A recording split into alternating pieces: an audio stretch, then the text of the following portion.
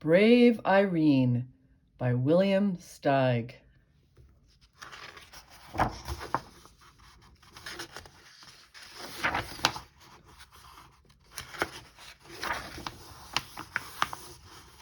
Mrs. Bobbin, the dressmaker, was tired and had a bad headache, but she still managed to sew the last stitches on the gown she was making. "It's the most beautiful dress in the whole world," said her daughter Irene. "The Duchess will love it." "It is nice," her mother admitted, "but Tumpling, it's for tonight's ball, and I don't have the strength to bring it. I feel sick." "Poor Mama," said Irene. "I can get it there." "No, Cupcake, I can't let you," said Mrs. Bobbin. "Such a huge package, and it's such a long way to the palace. Besides, it's starting to snow." "But I love snow," Irene insisted. She coaxed her mother into bed, covered her with 2 quilts, and added a blanket for her feet. Then she fixed her some tea with lemon and honey and put more wood in the stove. With great care, Irene took the splendid gown down from the dummy and packed it in a big box with plenty of tissue paper. "Dress warmly, Pudding," her mother called in a weak voice, "and don't forget to button up. It's cold out there and windy." Irene put on her fleece-lined boots, her red hat and muffler, her heavy coat, and her mittens. She kissed her mother's hot forehead 6 times, then once again, made sure she was tucked in snugly, and slipped out with the big box, shutting the door firmly behind her. It really was cold outside, very cold. The wind whirled the falling snowflakes about this way, that way, and into Irene's squinting face. She set out on the uphill path to Farmer Bennett's sheep pasture. By the time she got there, the snow was up to her ankles and the wind was worse. It hurried her along and made her stumble. Irene resented this. The box was problem enough. "Easy does it," she cautioned the wind, leaning back hard against it. By the middle of the pasture, the flakes were falling thicker. Now the wind drove Irene along so rudely she had to hop, skip, and go helter-skeltering over the knobby ground. Cold snow sifted into her boots and chilled her feet. She pushed out her lip and hurried on. This was an important errand. When she reached Apple Road, the wind decided to put on a show. It ripped branches from trees and flung them about, swept up and scattered the fallen snow, got in front of Irene to keep her from moving ahead. Irene turned around and pressed on backwards. "Go home," the wind squalled. "Irene, go home." "I will do no such thing," she snapped. "No such thing, you wicked wind." "Go home," the wind yodeled. "Go home," it shrieked, "or else." For a short second, Irene wondered if she shouldn't heed the wind's warning. But no! The gown had to get to the Duchess. The wind wrestled her for the package, walloped it, twisted it, shook it, snatched at it. But Irene wouldn't yield. "It's my mother's work!" she screamed. Then, oh, whoa! The box was wrenched from her mitten grasp and sent bumbling along in the snow. Irene went after it.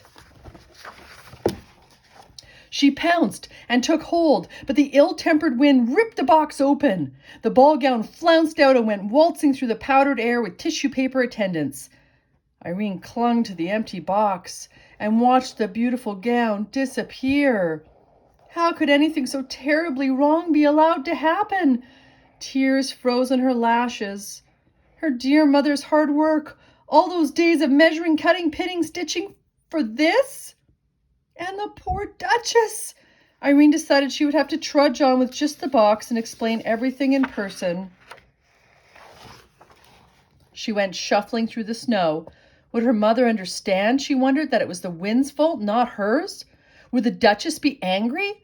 The wind was howling like a wild animal.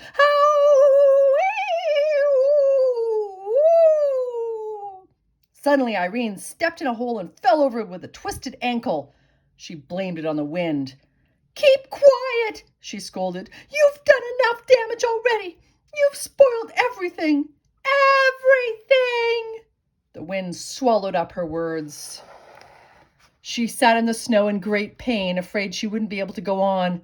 But she managed to get to her feet and start moving. It hurt. Home, where she longed to be, where she and her mother could be warm together, was far behind. "It's got to be closer to the palace," she thought. But where any place was in all this snow, she couldn't be sure. She plowed on, dragging furrows with her sore foot. The short winter day was almost done. "Am I still going the right way?" she wondered. There was no one around to advise her. Whoever else there was in the snow-covered world was far, far away and safe indoors, even the animals in their burrows. She went plodding on. Soon night took over. She knew in the dark that the muffled snow was still falling. She could feel it. She was cold and alone in the middle of nowhere. Irene was lost. She had to keep moving. She was hoping she'd come to a house, any house at all, and be taken in. She badly needed to be in someone's arms.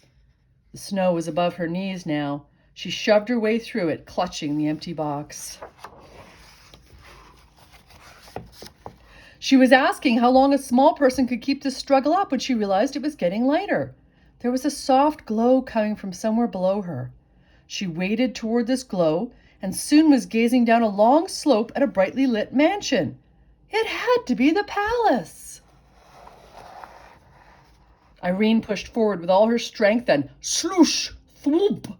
She plunged downward and was buried. She had fallen off a little cliff. Only her hat and the box in her hand stuck out above the snow. Even if she could call for help, no one would hear her. Her body shook, her teeth chattered. Why not freeze to death, she thought, and let all these troubles end? Why not? She was already buried. And never see her mother's face again? Her good mother who smelled like fresh baked bread? In an explosion of fury, she flung her body about to free herself and was finally able to climb up on her knees and look around. How to get down to that glittering palace? As soon as she raised the question, she had the answer. She laid the box down and climbed aboard, but it pressed into the snow and stuck. She tried again, and this time, instead of climbing on, she leaped. The box shot forward like a sled. The wind raced after Irene, but couldn't keep up. In a moment, she would be with people again, inside where it was warm. The sled slowed and jerked to a stop on paving stones. The time had come to break the bad news to the Duchess. With the empty box clasped to her chest, Irene strode nervously toward the palace. But then her feet stopped moving and her mouth fell open. She stared. Maybe this was impossible, yet there it was. A little way off and over to the right, hugging the trunk of a tree. The beautiful ball gown. The wind was holding it there. "Mama!" Irene shouted. "Mama, I found it!" She managed somehow, despite the wind's meddling, to get the gown off the tree and back in its box. And in another moment, she was at the door of the palace. She knocked twice with a big brass knocker. The door opened, and she burst in. She was welcomed by cheering servants, yay, and a delirious Duchess. They couldn't believe she had come over the mountain in such a storm all by herself. She had to tell the whole story, every detail, and she did. Then she asked to be taken right back to her sick mother. But it was out of the question, they said. The road that ran around the mountain wouldn't be clear till morning. "Don't fret, child," said the Duchess. "Your mother is surely sleeping now.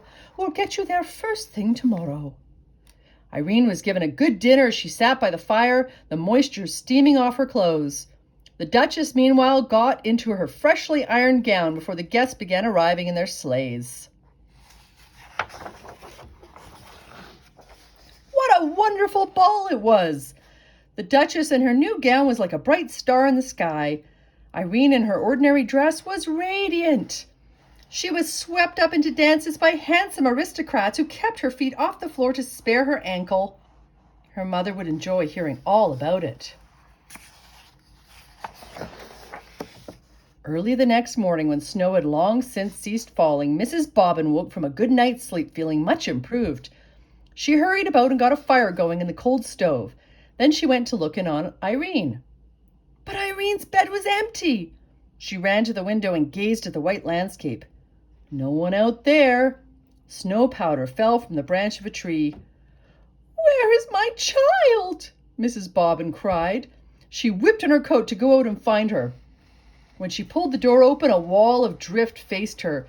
But peering over it, she could see a horse-drawn sleigh hastening up the path. And seated on the sleigh between two large footmen was Irene herself, asleep but smiling. Would you like to hear the rest?